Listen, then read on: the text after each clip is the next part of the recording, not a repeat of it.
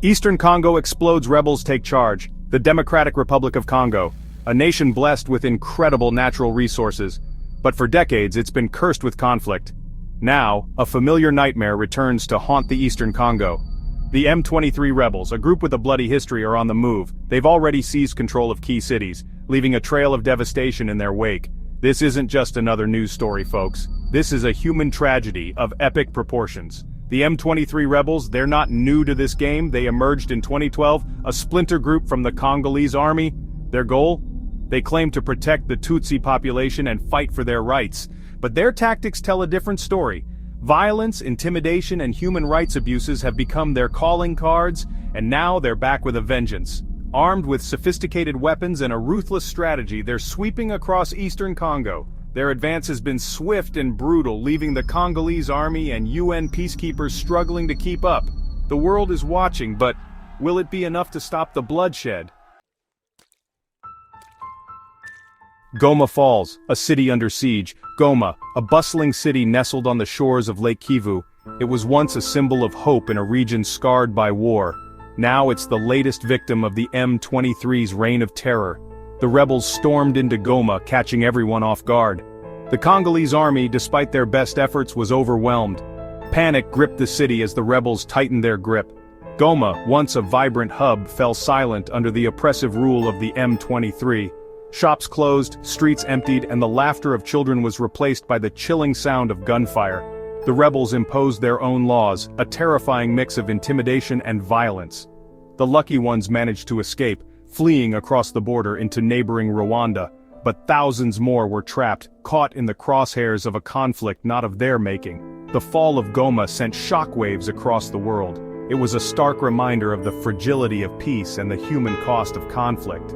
The city, once a symbol of resilience, became a symbol of suffering. Bukavu captured, another city crumbles. Bukavu, another strategic city in Eastern Congo, another prize for the M23 rebels. After their victory in Goma, the rebels set their sights on Bukavu. The city, perched on the southern shores of Lake Kivu, was of vital importance. It was a key trading hub and a gateway to the rest of the country. The rebels knew that capturing Bukavu would be a major blow to the Congolese government. The battle for Bukavu was fierce. The Congolese army, bolstered by support from UN peacekeepers, put up a stiff resistance. But the M23 fighters, fueled by their recent victory in Goma, fought with unrelenting ferocity. They used heavy weapons, indiscriminately shelling civilian areas. Hospitals, schools, and homes were reduced to rubble. The city's infrastructure, already fragile, crumbled under the onslaught. The capture of Bukavu marked a turning point in the conflict. It showed the world that the M23 was not just a ragtag group of rebels. They were a well-organized, well-equipped fighting force, capable of taking on the Congolese army and its allies. The situation in Eastern Congo had reached a tipping point. Rwanda's role: puppet master or peacekeeper. Rwanda, a small nation with a troubled past. It shares a border with the Democratic Republic of Congo, a border that has been a source of tension for years. Rwanda has been accused of playing a shadowy role in the conflict, of pulling the strings behind the M23 rebels. The accusations are serious. The DRC government, along with the United States and the United Nations, have pointed the finger at Rwanda, claiming that they are providing material support to the M23. They allege that Rwandan troops have crossed the border, providing training, weapons, and even fighting alongside the rebels. Rwanda denies these accusations vehemently. They claim that they are simply trying to protect their own borders from cross-border attacks by Hutu militias operating in Eastern Congo.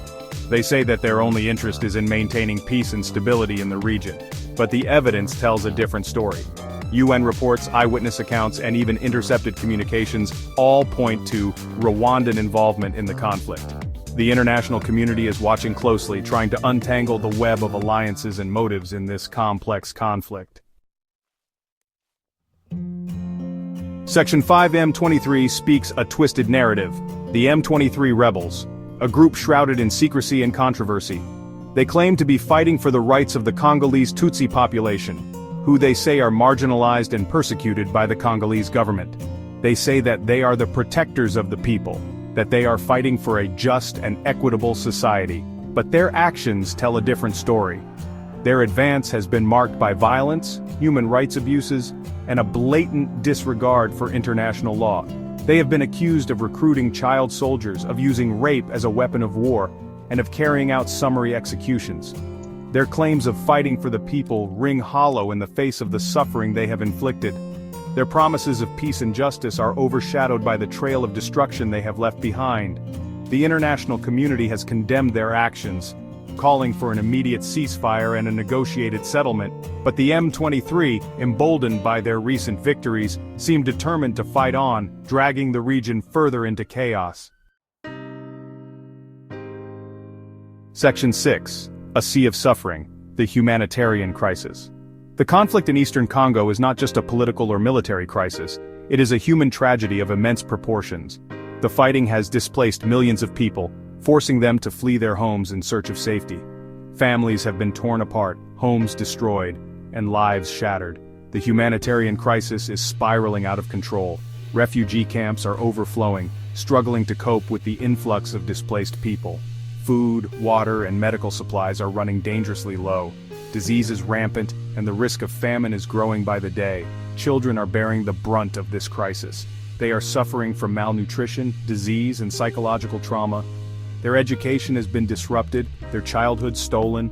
The international community is responding, but the needs are overwhelming. Aid agencies are struggling to access conflict zones, hampered by insecurity and a lack of funding. The world is facing a moral imperative to act, to alleviate the suffering of the Congolese people, and to prevent further bloodshed. Section 7. The world reacts. Condemnations and calls for peace. The international community has not remained silent in the face of the escalating crisis in Eastern Congo. Governments, international organizations, and human rights groups have all condemned the violence and called for a peaceful resolution to the conflict.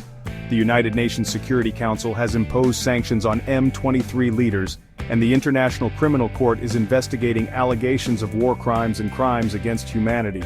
The African Union has also been actively involved, trying to mediate between the Congolese government and the M23 rebels. They have called for a ceasefire and a negotiated settlement, but so far their efforts have been met with little success. The United States, the European Union, and other Western powers have provided humanitarian assistance and called for an end to the violence. But despite the international pressure, the fighting continues. The conflict in Eastern Congo has become a complex web of regional rivalries, political ambitions, and economic interests. Unraveling this web and finding a lasting solution will require a concerted and sustained effort from the international community. Section 8. Beyond the headlines, Uganda and Burundi enter the fray. The conflict in Eastern Congo is not just a two-sided affair, it has drawn in neighboring countries, each with their own agendas and interests. Uganda and Burundi, two countries with a long history of involvement in the region, have also been drawn into the conflict. Uganda, under the leadership of President Yoweri Museveni, has sent troops into Eastern Congo, ostensibly to fight against the Allied Democratic Forces, a Ugandan rebel group operating in the region. However, Uganda has also been accused of supporting the M23 rebels, adding another layer of complexity to the conflict. Burundi, a small nation still recovering from its own civil war, has also sent troops into Eastern Congo. They claim to be supporting the Congolese army in its fight against the M23 rebels.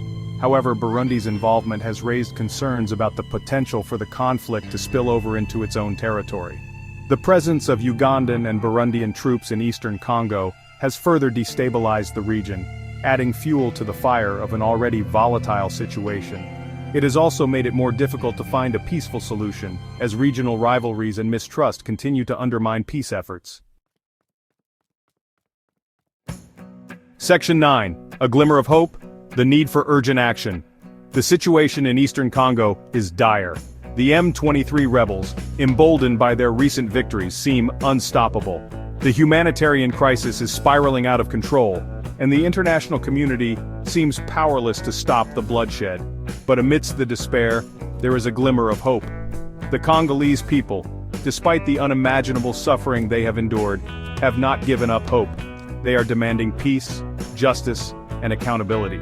Civil society organizations, both inside and outside Congo, are working tirelessly to raise awareness about the conflict, to to provide humanitarian assistance, and to advocate for a peaceful solution. The international community must listen to their voices, learn from past mistakes, and take concrete action to end the cycle of violence in Eastern Congo.